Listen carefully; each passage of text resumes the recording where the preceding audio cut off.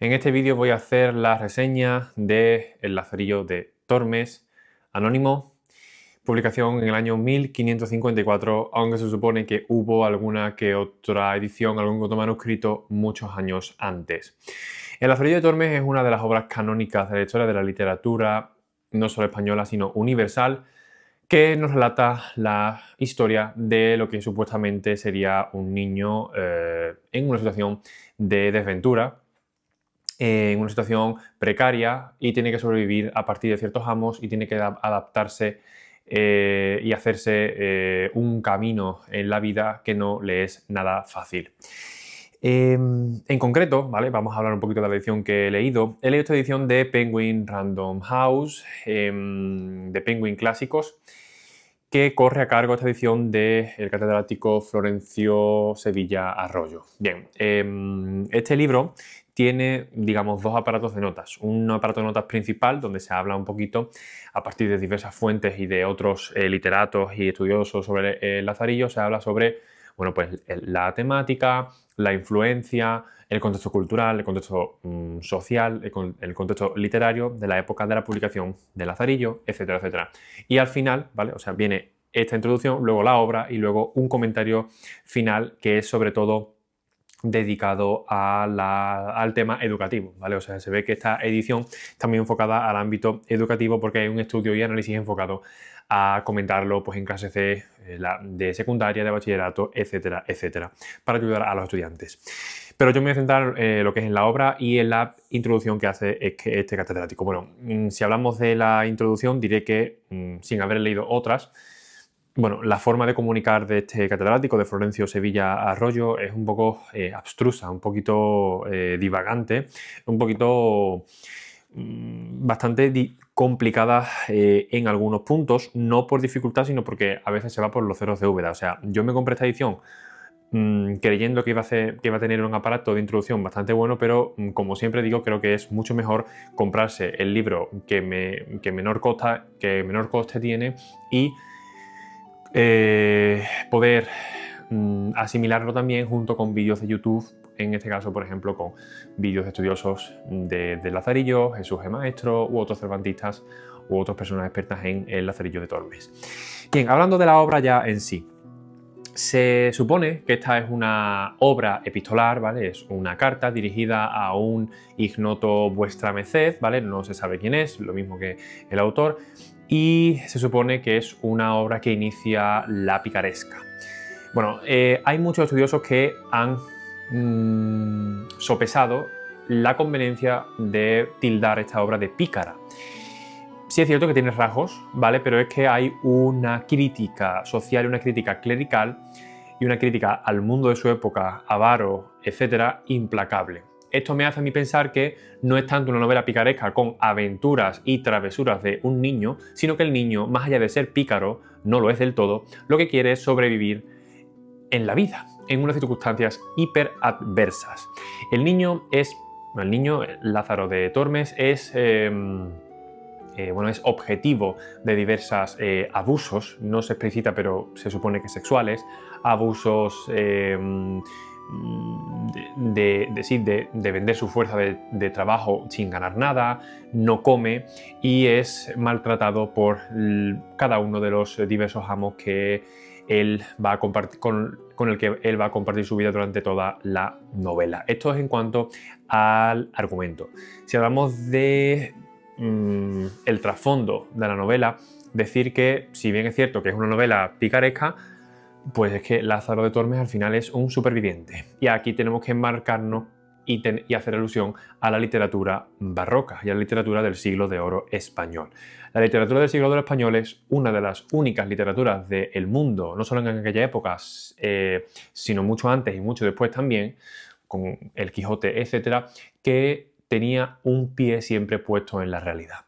Y de hecho, esto sí lo hace muy bien Florencio Sevilla Arroyo. Él comenta, mientras los ingleses y franceses y alemanes se dedicaban a crear obras fantásticas, incluso otros autores españoles, tipo El Amadís de Gaula, libros de caballería, libros fantasmagóricos, libros de narrativa bucólica, narrativa morisca, novela bizantina, etc., pues el autor anónimo de este libro, que se supone que fue lo más plausible Juan de Valdés, pero esto es otra teoría, se dice que pues es el primero en innovar en este terreno, escribiendo una novela social, escribiendo una novela que se inicia el género de la picaresca y que además incluye elementos nunca antes vistos en la historia de la literatura, y por eso es uno de los referentes libros que se estudian en las etapas educativas y que son estudiados siempre por su brevedad, por su concisión,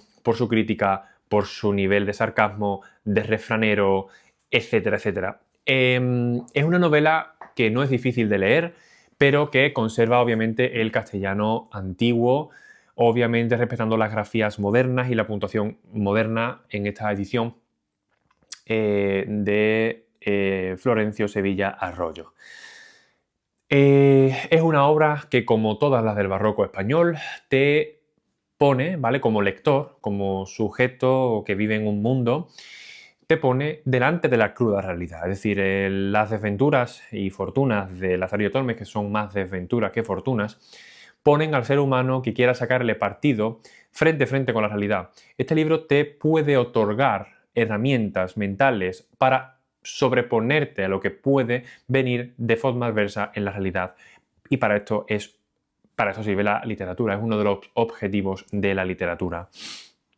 Además, comentar que el libro se lee de forma muy rápida, está formado por 8 capítulos, creo, no sé si son 7 u 8 capítulos, y yo me lo leí pues en un día y medio, ¿vale? O sea, son muy pocas páginas, y las obras que veis de otras ediciones de Lazarillo Tormes son la mayoría estudios introductorios, porque es una obra que deja mucho terreno sin dilucidar, ¿vale? O sea, mucho terreno sin conocer, porque el autor así lo quiso.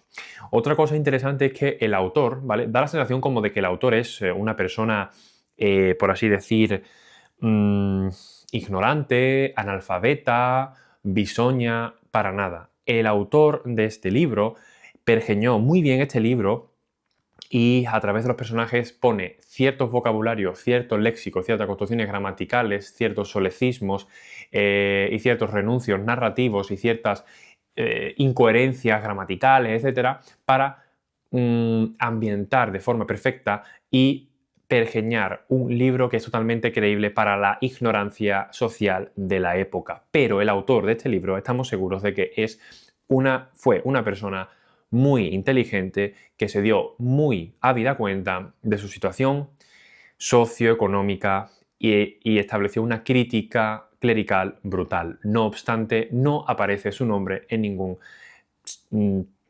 ninguna parte del texto, y aunque hay mucha teoría sobre quién puede ser el autor, es cierto que aún a día de hoy se sigue sin saber quién fue el autor, y probablemente nunca se sabrá quién fue el autor de Lazarillo Tormes, pero que no os deje engañar esta prosa un poquito rápida, esta prosa un poquito cercana, chabacana de pueblo, porque esto está totalmente dentro del diseño narrativo y literario del autor de Lazarillo de Tormes. Otro de los puntos importantes de este libro es que, por ejemplo, una de las temáticas fundamentales es el hambre, ¿vale? O sea, el hambre como bueno, pues como elemento natural, biológico, vital que tenemos que saciar para seguir sobreviviendo. Y esto no se lo permitían personas pobres como Lázaro de Tormes en aquella época de aquella España del año 1500 y pico, ¿no?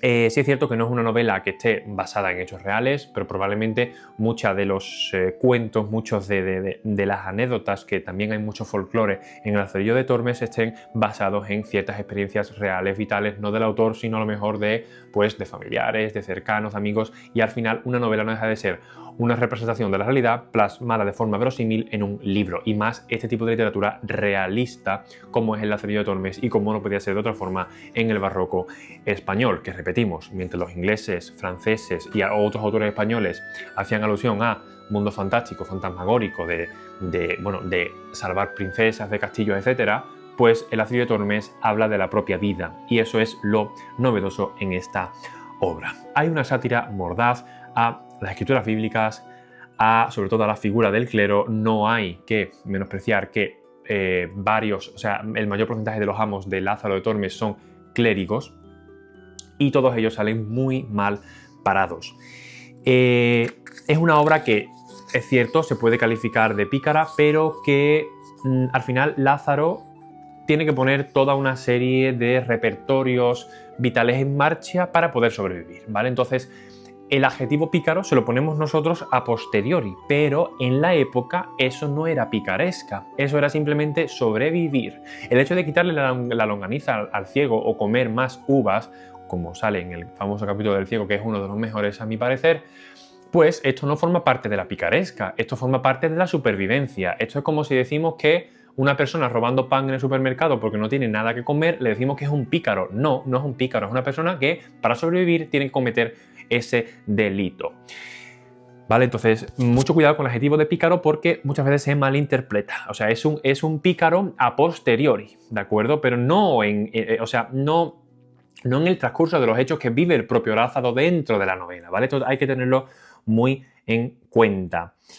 Bueno, hay una soterración muy quijotesca del clero, hay un descreimiento total. Bueno, muchos críticos dicen que es una influencia erasmista, otros críticos como Jesús G. Maestro dicen que no es erasmista y que es fruto del barroco español, que ya está asentado previamente y muy posteriormente, que nada tiene que ver con Erasmo de Rotterdam. Yo en estos temas no entro porque no los domino para nada, pero sí es cierto que, sea como fuere, la crítica mordaz y audaz a la Iglesia es implacable y es una de las temáticas centrales del libro, además de la avaricia, no solamente del clero, sino de bueno, pues por ejemplo, el escudero, el burdero que formaría parte del clero, que vende bulas papales, etcétera, etcétera. Bien, y uno de los puntos más relevantes del libro, más allá de que el libro está escrito, como digo, en varios capítulos con estructuras narrativas que utilizan muchos paralelismos, ¿vale? Muchas fórmulas, muchos epítetos, ¿vale? Por así decir, ¿no? Pues, vuestra merced, etcétera, etcétera, etcétera. Pues hay que decir que uno de los puntos culmen de la novela es el episodio final, que luego vamos a comentar. Hay un capítulo aquí que quiero comentar, que es bastante, para mí, bastante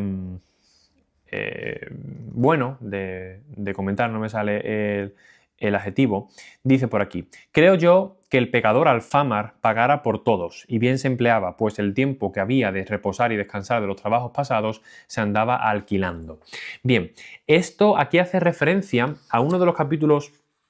Sí, este es uno de los capítulos finales, es el capítulo cuarto, no, es el capítulo tercero, donde hay una crítica a él está con el escudero, ¿vale? Y el escudero está alquilado con una señora mayor, creo que es, que le alquila. Bueno, aquí hay una crítica también al alquiler, ya por aquella época, ¿vale? Hay una crítica a los grandes propietarios, por tanto se podría decir que este libro es crítico con su sistema, no solamente clerical, sino su sistema económico. Fijaos lo que dice Lázaro, ¿vale? Porque, bueno, le pedían al hombre que tenía que pagar, ¿vale? Porque tenían muchos meses que no pagaba y tal y tal. Y entonces dice Lázaro de Tormes muy mordazmente y muy cínicamente, dice: creo yo que el pecador pagara por todos y bien se empleaba, es decir, bien empleado le estaba, pues el tiempo que había de reposar a su vejez y descansar de los trabajos pasados se andaba alquilando.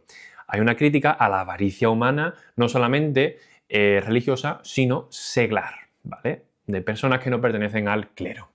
Y pongo yo aquí que esto es muy actual. Hay una crítica constante no solo a la avaricia del clero, sino a la avaricia de cualquier persona y al propietario, en este caso, de personas que alquilaban pisos y casas, ¿vale? Y una crítica a la especulación ya en el siglo XVI. Entonces, hay también, en el escudero esto se ve muy bien, hay una diferencia palpable, notable siempre entre la apariencia y la realidad, entre guardar la compostura, que tiene que ver con la honra, pero en realidad esa honra es solamente un espejismo, porque en realidad vive en la pobreza, en este caso, etcétera, etcétera, ¿no? Está muy bien, ¿no? Sí. Entonces, el punto más importante ya, ¿vale? para ir terminando ya con esta reseña, es el capítulo final donde Lázaro de Tormes relata que él ya se ha echado una mujer, ¿vale? Y vive con el arcipreste, ¿vale? Y él dice en sus propias palabras que se ha arrimado a gente buena a costa de dejar que su mujer se acueste con el arcipreste.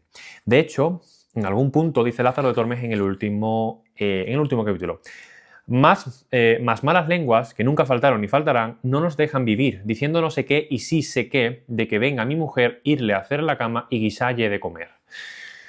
Aquí hace referencia a que el clero en aquella época, ¿no? Y esto hace una referencia también erasmista de la crítica al clero, pues se acostaba, o sea, la mujer de Lázaro era amante del arcipreste.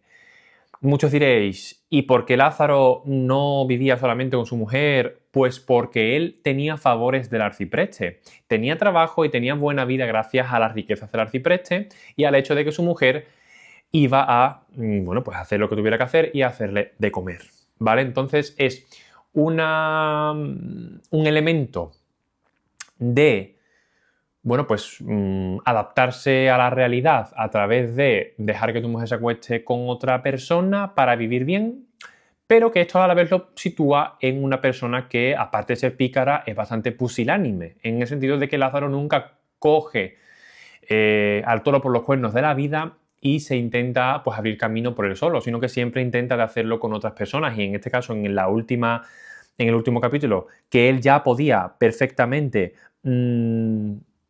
haberse labrado un futuro solo con su mujer, etcétera, pues prefiere la acomodación de establecerse con su mujer, aunque sea amante del arcipreste, porque así va a tener un rédito económico y se va a juntar a la buena gente.